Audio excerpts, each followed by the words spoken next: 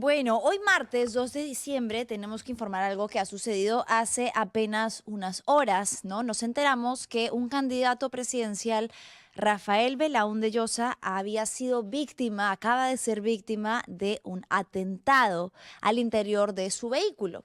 Esto lo confirmó Gino Costa, quien va en el mismo partido político, Libertad Popular, y que señaló grave atentado contra la vida de Rafael Belaúnde, candidato presidencial de Libertad Popular. Investigaciones deben dar con el móvil del crimen y la justicia sancionar rápido y con firmeza a sus responsables. Le toca al gobierno dar las garantías a los postulantes a la presidencia y detener la violencia electoral ya. ¿Qué sucedió? ¿Qué es lo que se sabe hasta el momento? Se dio en Cañete. Los hechos ocurrieron esta mañana en Cañete y se trató de una serie de disparos que impactaron directamente al parabrisas de Rafael Belaúnde. Antes de ahondar un poco en la gravedad que tiene este hecho, que no es aislado, sino que se enmarca dentro de un contexto de violencia política, voy a darles un anuncio. Si en Navidad juntas lo que así nomás no se junta, entonces une el mejor internet del Perú y tu pospago máximo con el combo Movistar Total a 109.90 soles. Así ahorras más y te llevas Disney Plus sin costo adicional por 6 meses. Elige tu combo ideal al 0800 11 800 o en tienda.movistar.com.p. Muchas gracias y ahora sí entonces volvemos. ¿Qué es lo que se sabe? 3 disparos en el parabrisas, no sé si por ahí podemos tener exacto una foto directamente de cómo resultó el vehículo, y lo que se sabe es que habría sido interceptado al interior de un terreno privado. Ahora, las causas evidentemente son actualmente motivo de investigación. Lo que también ha trascendido es que Rafael Belaúnde estaba en la región, estaba en Cañete, cerca de Cerro Azul, porque estaba llevando a cabo no diligencias políticas, no diligencias partidarias, sino relacionadas a uno de sus negocios que tiene que ver con terrenos, con inmobiliaria en la materia de terrenos, una empresa de terrenos. Esto entonces también se está investigando si podría haber tenido algo que ver con el atentado, pero va a ser necesario sostener la hipótesis de un atentado con tinte político. Y lo grave es que la campaña presidencial, la campaña electoral apenas está comenzando, en realidad no es solo presidencial, sino electoral. Y el fin de semana, apenas ayer, pudimos hablar de otro atentado que se cobró la vida de quien era un candidato al Senado para Juntos por el Perú. Estamos hablando de Percy Ipanaqué. Ayer hablamos del atentado aquí en el programa, que el 29 de noviembre, a solo pocas horas de que se llevaran a cabo las elecciones internas de su partido, fue asesinado, interceptado por sicarios quienes dispararon 6 veces a plena luz del día frente a un cementerio en una zona bastante concurrida, pues evidentemente quitándole la vida. Y Panaqué estaba postulando, como ya lo dije, al Senado para el partido de Juntos por el Perú, y había tenido declaraciones que eran muy frontales con respecto a la corrupción dentro de la institución policial. Y Panaqué era también abogado penalista, llevaba a cabo algunas defensas particulares y había señalado en una de estas últimas declaraciones que da antes de ser asesinado que la policía recibía coimas y sobornos para evitar detenciones y que había mucha corrupción al interior de la institución. Esta fue la última denuncia que llegó a ser, señalando con nombres y apellidos de un caso, digamos, específico, días antes de que fuese asesinado. Tenemos por ahí de repente, vale, el TikTok, el último video que compartió Percy Panaqué antes de ser asesinado, y que nos lleva a preguntarnos entonces cuál es, nuevamente, el límite de los discursos políticos violentos, de estos discursos, estas narrativas que enarbolan, que enaltecen, que legitiman la violencia. ¿Por qué? Porque lo que hemos visto en los últimos tiempos y lo que está sucediendo actualmente es que estamos tratando de hacer del otro, de la otra persona o quien piensa dentro de la otra acera ideológica, el espectro político opuesto, el enemigo. Y ya no vamos a las ideas o ya no hay un debate dentro de opiniones o posiciones, sino que el otro es y personaliza el enemigo. Esto con discursos como los que nuevamente Rafael López Aliaga difunde todo el tiempo, hablando sobre los caviares, dentro de su narrativa, ¿no? Caviares, rojos, terrucos, el terruqueo, que es la deshumanización de las personas que opinan distinto o que tienen posturas a favor de los derechos humanos para tratar de darle a su vida el valor equivalente a nulo, a cero, y así poder justificar la violencia en su contra. A ver, vamos con audio para escuchar un poco sobre lo que señaló Percy Panaque en su último video antes de ser asesinado. Al compañero Francisco Castillo Navarrete, acribillado a balazos, acribillado con las balas de la desidia y la corrupción de la institución policial y de empresarios corruptos. A Castillo Navarrete no lo han matado otros gremios de construcción civil. Estamos seguros de ello. Castillo Navarrete no podía ser callado, no podía ser comprado. Defendía los derechos de los trabajadores. Nunca bajó la voz para luchar por los derechos del gremio de construcción civil. Amigos, Bien. muy buenas tardes. Lo está haciendo entonces esta denuncia, además con el logo del partido, ¿no? Del espectro de su partido, y una denuncia directa con nombre y apellido a una serie de hechos que tenían que ver con construcción civil. Días después fue asesinado. Volviendo, en este caso, a hablar de la violencia política, que recordábamos algunos casos concretos en la región, hace no muchos meses, este año, el asesinato de Miguel Uribe, senador colombiano, y volviendo a la gravedad de no frenar a tiempo la escalada de la violencia política, ¿no? Que también tiene que ver mucho con el contexto peruano actual que atravesamos. Uno, la polarización extrema, lo que decíamos, ¿no?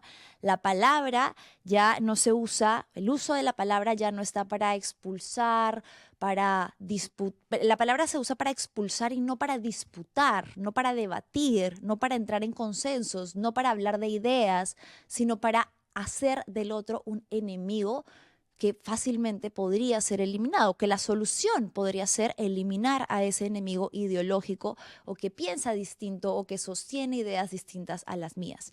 Y esto, por supuesto, que no se puede separar del auge de la criminalidad, de la inseguridad que vivimos y de la que somos víctimas a diarios millones de peruanos, ¿no? Por supuesto, también por motivos distintos. En primer lugar, porque lo que va a venir en todo el contexto electoral van a ser propuestas que señalen directamente una de las problemáticas principales, que es la corrupción de las instituciones, que impide que se pueda luchar contra la inseguridad. Y luego, evidentemente, menciones claras al crimen organizado y a las leyes procrímenes. ¿Qué va a pasar? ¿Cuál es el peligro que corren los candidatos que hagan énfasis en esto? Los candidatos que hablen o que mencionen o que introduzcan dentro de sus propuestas el combatir esto, el decir que derogarán o harán una campaña por la derogación de las leyes que finalmente favorecen a la criminalidad, o que hablarán sin pelos en la lengua, sin medias tintas, sobre el problema de la corrupción dentro de las instituciones policiales y de la sincronía, la cercanía que tienen con bandas criminales. Entonces, un candidato que se atreva a hablar de bandas criminales aparentemente ya está en peligro.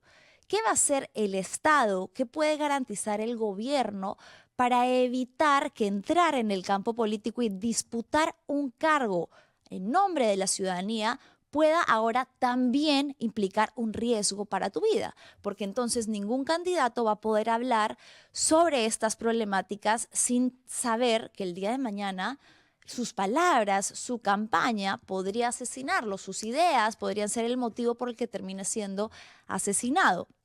Vemos además, en particular, que el presidente José Gerín no es que haya hecho mucho énfasis en lo que ha sucedido, ni con Percy Panaque, ni en los últimos días. Vamos a ver cómo se va a pronunciar con respecto a lo que ha sucedido el día de hoy con Rafael Belaúnde, pero está preocupado jugando pichanga, hablando sobre la adopción de cachorritos, que sí, muy bonito, muy hermoso, sobre todo para quienes ya adoptamos sin cámaras de por medio, pero su cargo señor presidente Gerí, es interino, es específico y requiere de usted en otros campos un poco menos performativos y más concretos sobre lo que está pasando. Ahora entonces este podría ser una realidad más de desborde de violencia política a puertas de una campaña que además acaba de comenzar. Y no nos olvidemos también que toda esta situación se exacerba y es más peligrosa aún con las redes sociales, que son una cámara de eco. Todas las ideas que sostengo o que yo quiero que otras personas sostengan, similares a las mías, las veo representadas porque mi algoritmo me las va a mostrar y son ideas que me van a hacer creer dentro de esta cámara de resonancia, cámara de eco, que son válidas, valiosas, únicas y exclusivas y que lo que piensa el otro entonces no tiene cabida, no hay campo para el diálogo ni para la concesión, que precisamente de eso se trata el hacer política, ¿no? Hay que tener mucho cuidado con cómo los candidatos, y creo que es hora de que se hagan cargo, de cómo ciertos candidatos han legitimado el discurso violento e incluso las expresiones violencias de grupos como la Resistencia, por ejemplo, que son abiertamente violentos, físicamente violentos, verbalmente violentos en el espectro político. Los partidos que no dicen nada sobre esos grupos, de cómo operan y que incluso tienen vínculos con ellos o que son simpatizantes, entonces luego que no vengan a golpearse el pecho y a rasgarse las vestiduras por casos como este de violencia política, porque son ustedes quienes están haciendo de ese discurso un caldo de cultivo para posibles atentados y agresiones de este tipo. Ojalá que la situación se investigue a profundidad, que se esclarezcan los hechos en los que ha sucedido este atentado. Sabemos, Vale, que el candidato presidencial se encuentra estable, ¿verdad? Aparentemente no ha sufrido ningún tipo de impacto, incluso se ha podido trasladar a la comisaría donde se están llevando a cabo las diligencias policiales, ¿verdad? Sí, Manu, te comento que el comandante general de la policía, Óscar Arriola, ha conversado con Canal N y ha señalado que el candidato Rafael Belaúnde se encuentra ileso. Actualmente está con personal policial a buen recaudo y está verificando unos terrenos que son de su propiedad en Cañete. Cuando salía, apareció una moto y le dispararon con hasta 9 impactos. Estas son recientes declaraciones de Óscar Arriola para Canal N.